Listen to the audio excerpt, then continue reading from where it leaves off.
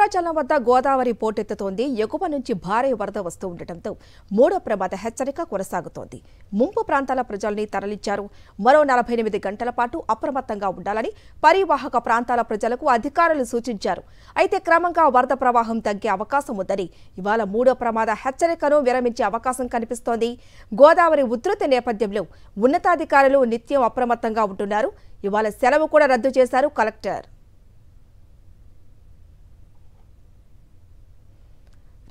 గోదావరి ఉగ్రరూపంపై మరింత సమాచారం మా ప్రతినిధి మహేందర్ అందిస్తారు. మహేందర్,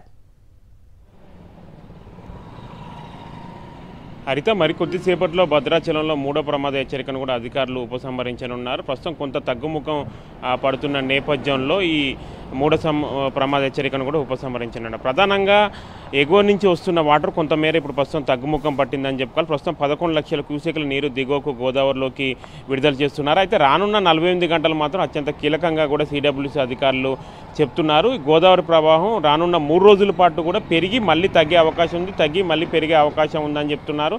ఈ 3 రోజులు మాత్రం ఖచ్చితంగా గోదావరి ముప్పు ప్రాంత ప్రజలు అప్రమత్తంగా ఉండాలి. గోదావరి తగ్గిందని పునరావాస కేంద్రాల నుంచి మళ్ళీ ఊర్లలోకి వెళ్ళొద్దని కూడా అధికారులు చాలా సీరియస్గా ఆదేశాలు జారీ చేశారు. మరో 2 రోజుల పాటు కూడా ఖచ్చితంగా వారికి కేటాయించిన పునరావాస కేంద్రాలలోనే ఉండాలి. ఎట్టి పరిస్థితుల్లో మాత్రం వాళ్ళు పునరావాస కేంద్రాల నుంచి వారి ఇళ్లకు కూడా చేరొద్దని చెప్తున్నారు. ప్రస్తుతం ఈ ఛత్తీస్గఢ్ సంబంధించిన ఈ రూట్లు, ఏపీకి వెళ్ళే రూట్లు కూడా పూర్తిగా వరద నీరు రోడ్లపైకి వచ్చిన నేపథ్యంలో ఇక్కడ రాకపోకలు అనేటివి నిలిచిపోయాయి. ఇవాళ వరకు కూడా ఇవాళ మొత్తం రాకపోకలు నిలిచిపోయే అవకాశాలు కనిపిస్తున్నాయి. రేపటి నుంచి మాత్రం పునరుద్ధరించే అవకాశాలు కనిపిస్తున్నాయి. అటు బూర్గంపాటు సంబంధించిన రూట్లో కూడా రాకపోకలకు సంబంధించిన నిలిచిపోయాయి. ప్రస్తుతం 18 గ్రామాల ప్రజలను కూడా పునరావాస కేంద్రాలకు తరలించారు. స్థానికంగా ఉన్న జిల్లా కలెక్టర్ ఇక్కడే ఉండి మానిటరింగ్ సంబంధించి చేస్తున్నారు.